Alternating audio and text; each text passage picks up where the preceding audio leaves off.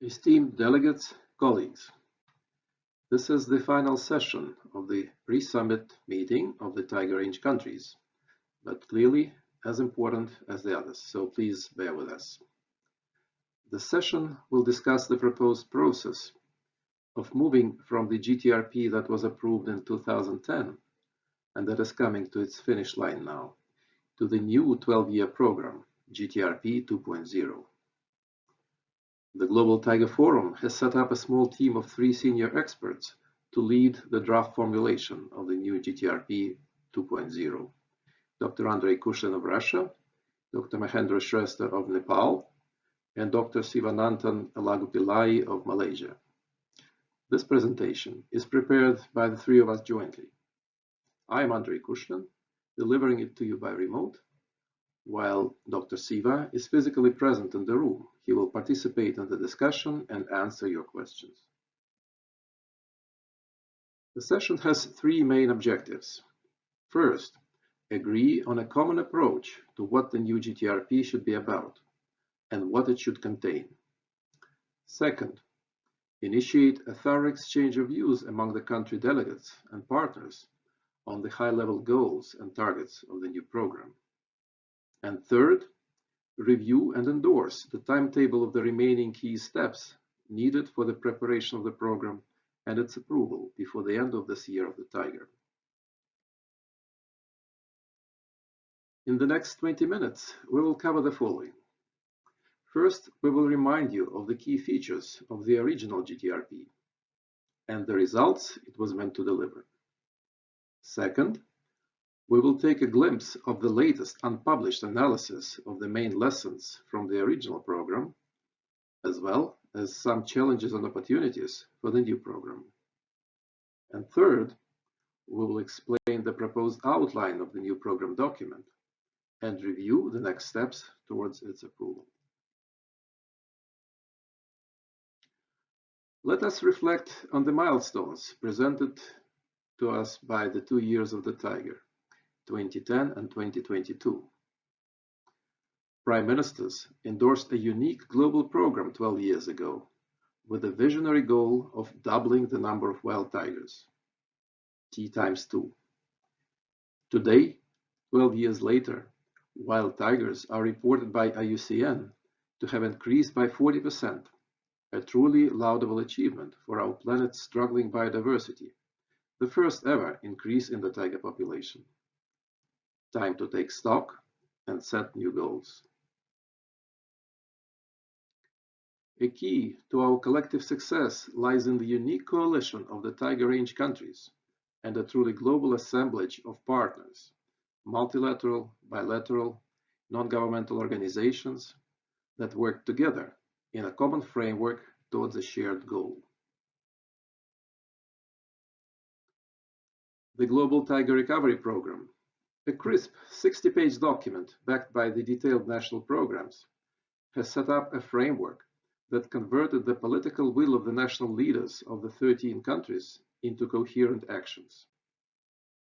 It was empowered by cabinet-level endorsements and regular ministerial and stock-taking follow-ups.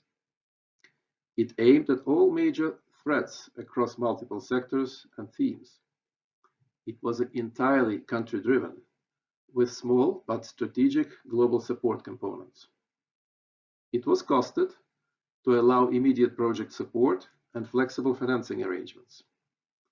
It maintained a sharp focus on its main goal, T times 2, supplemented by 14 key performance indicators, KPIs.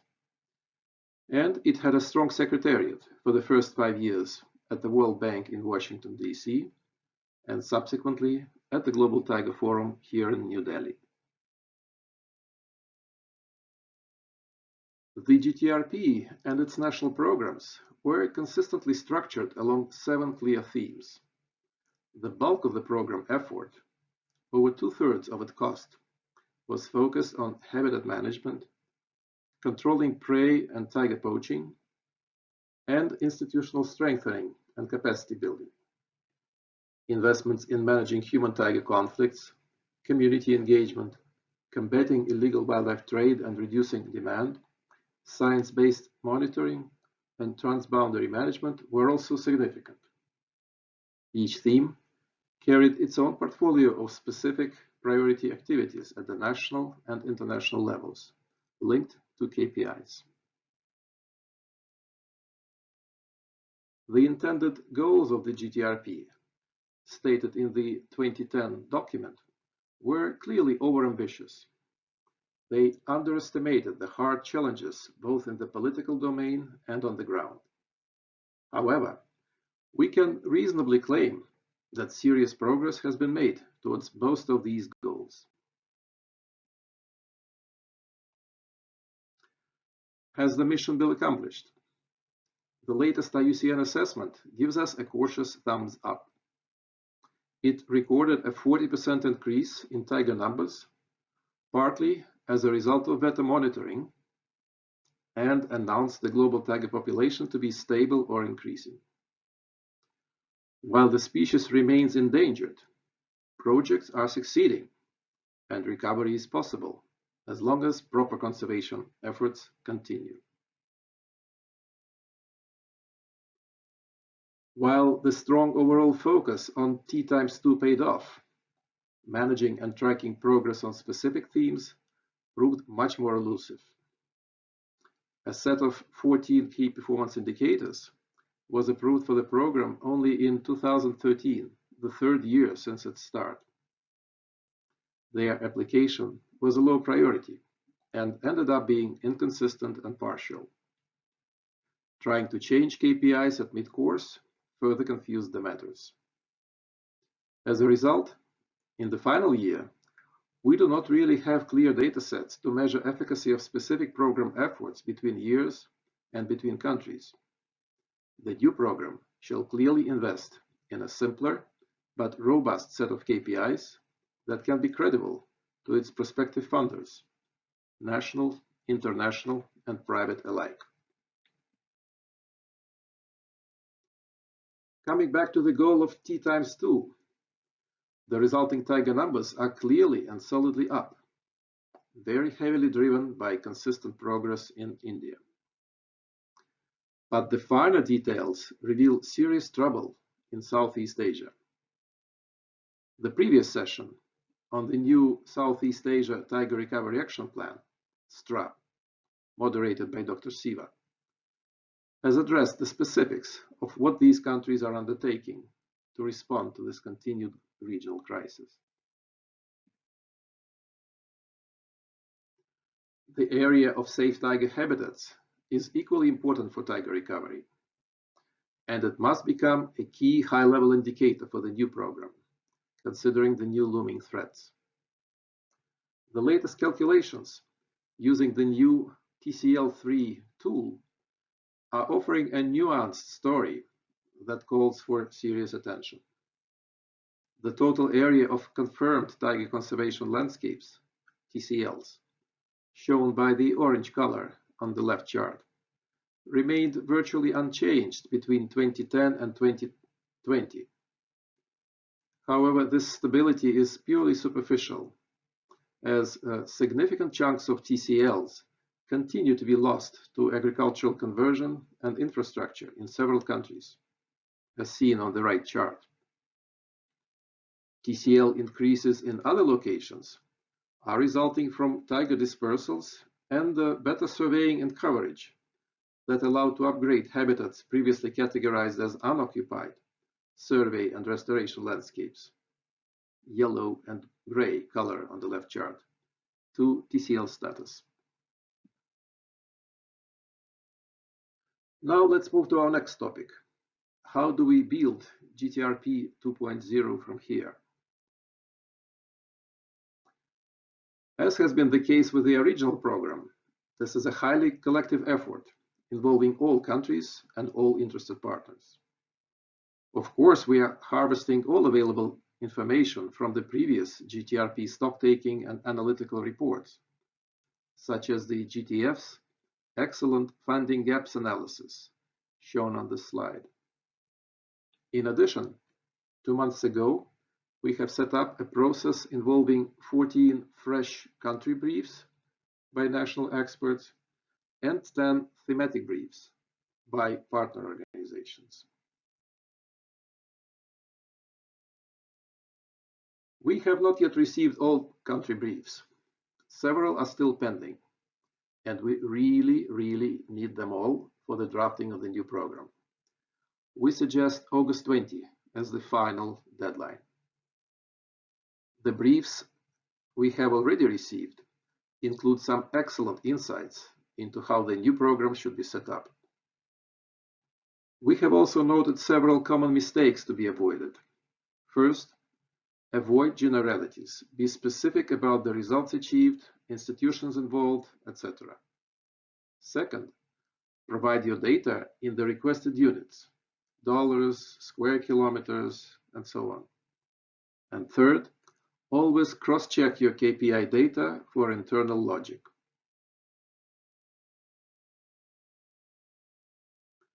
The 10 themes chosen for the thematic briefs follow the familiar structure of the GTRP.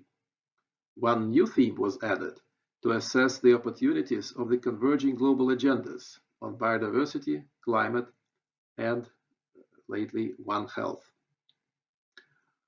We want to acknowledge and thank GTRP partners, EIA, Panthera, UNDP, WCS, and WWF, who took up the challenge of producing extremely rich briefs in record time. All 10 briefs are now complete. They examine the lessons learned, persisting and new challenges, opportunities, and new targets within each respective GTRP theme. Let us now share with you some findings and conclusions from these 10 thematic briefs. What you will see in the next 6 slides is not an exhaustive summary, but rather a teaser to generate your interest. This knowledge will be reflected in a summary format in the new GTRP document. Some of the lessons learned are: clear KPIs must be agreed upon upfront and applied systematically. National coordination is key to international cooperation. Having a national multi-agency wildlife crime unit led from a high level is essential. And others. More lessons. Excessive focus on monitoring tiger numbers can overshadow other important metrics that are key for determining whether tigers are actually persisting. Demand reduction can be effective if it is specific to the country, consumer profile, age, gender, product, etc. Clear policy about unacceptability of trade in ivory, shark fin, rhino horn has worked really well to reduce demand for these products in China. And the related challenges. Continued lack of a clear political message on unacceptability of trade in all tiger parts and products from all sources, wild and captive, continues to create loopholes and sustain consumer demand. Online trade in tiger trafficking is growing fast. We really need to learn to tackle illegality in e-commerce and social media. Community engagement remains weakest of all elements of park management effectiveness, and so on. And more challenges. Connectivity across TCLs continues to be badly lost due to linear infrastructure development. Prey population monitoring is lagging behind, but it's key for assessing the suitability of sites for tiger recovery, etc. Official aid for biodiversity and climate is now more volatile, so the need for new financial instruments is even more acute, and so on. And here are some of the emerging opportunities that can benefit the new program. Target the unoccupied tiger habitats to significantly increase the areas of TCLs. Link tiger recovery efforts to the United Nations Decade on Ecosystem Restoration funding. Pilot new financing tools, tiger recovery bonds, sovereign nature performance bonds, but we really need strong KPIs for that as well. And more opportunities. Engage data analysts to enable problem-oriented policing tactics in wildlife law enforcement. Scale up successful solutions against tiger trafficking. Investments in demand reduction strategies and data sharing can pay off by reducing the costs of expensive consumer surveys. Finally, after diving into all these rich ideas in support of the new program, let us look into possible ways of formulating a few high-level goals for it. The three-pillar statement on the screen has been drafted by a group of GTRP partner organizations at the end of last year as a catalyst for discussion with tiger range countries. It suggests three sub-goals on tiger populations, on tiger habitats, and on reintroduction. With the exception of the occupied habitat goal, a range-wide increase by 50%. This proposal avoids assigning global targets and instead calls upon the countries to establish their own goals and commit to them. We hope to initiate a rich and constructive discussion on these and other possible options and invite the delegates to appoint an ad hoc working group that will brainstorm this issue in the next 3-4 weeks. Considering all the above, we are pleased to present for your review and endorsement the draft outline of the GTRP Point 2 document. We propose that the document be similar in size to the original program and be less than about 50 pages. In addition to the usual introductory sections and annexes, it would consist of two roughly equal parts, about 20 pages each. The past program review, looking back, and the new program, looking forward. The first part will present the GTRP scorecard and summarize its results and lessons learned by theme and by country, as well as unresolved challenges, threats, and opportunities. The second part will present the new goal, updated structure and process, very importantly, new KPIs, as well as the expected results and estimated funding needs, both range-wide and by country. Your endorsement of the proposed outline today will allow us to continue this work starting tomorrow. Regarding the timeline, it may be easier to understand the proposed timeline by looking at it in the reverse order, starting from the end. We're assuming that the clean draft of the new GTRP document will be needed by mid-October. This leaves us only the month of September to do the main heavy lifting on drafting the document. The missing country briefs need to be received as soon as possible, but not later than August 20. And the working group on goals and KPIs needs to be mandated literally today to be able to produce their draft by September 1st. And finally, these are the specific decisions we seek from this meeting's delegates. First, endorse the proposed GTRP 2.0 outline. Second, appoint a working group on goals and KPIs. And third, set the target date and venue for the GTRP 2.0 approval. Thank you. Dr. Siva will be able to answer some of your questions, and the three of us will be happy to provide fuller answers by email. Please take note of our email addresses on screen.